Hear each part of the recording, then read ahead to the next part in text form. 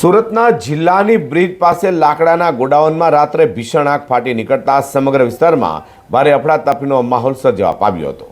લાકડાનો જથ્થો હોવાને કારણે જોતજોતામાં આગે વિકરાળ સ્વરૂપ ધારણ કર્યું હતું। ધુમાડાના ગોટે ગોટા દૂર દૂર સુધી જોવા મળ્યા હતા, જેને લઈને ફાયરની ટીમો સાથે ઘટનાસ્થળે દોડી જઈ ભારે જહેમતે આગ પર કાબૂ મેળવ્યો। સુરતના વેડ રોડ દરવાજા પાસે એક સાથે લાકડાના ત્રણ ગોડાઉન ભીષણ આગની ચપેટમાં આવી ગયા હતા। આગ એટલી વિકરાળ હતી કે ધુમાડાના કાળા ડિબાંગ ગોટે ગોટા અને આગના લપકારા દૂર સુધી દેખાતા લોકોમાં ગભરાટ ફેલાયો હતો।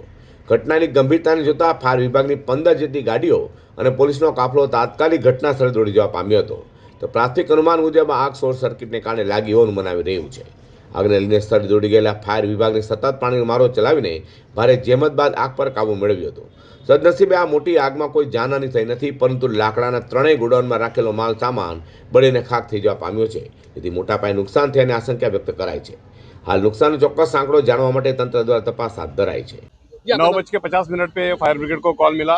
तुरंत कतारगाम सेंट्रल जोन और घाचीसिरी से गाड़ियां रवाना हुई। उसके बाद जैसे ही यहाँ पे गाड़ियां पहुंची तो आग बड़े पैमाने पे नजर आई, तो तुरंत हमने वाटर ब्राउजर और कई जगह से मंगवाया। तो ऐसी टोटल 10 से 15 गाड़ियां यहाँ पे पहुंच गई और हमारी पूरी टीम यहाँ पे कंटिन्यू काम करते हुए आग पे पूरी तरह से अभी काबू पा लिया गया है और कूलिंग करने का काम चल रहा है। थोड़ी देर में ये कूलिंग हो जाएगा।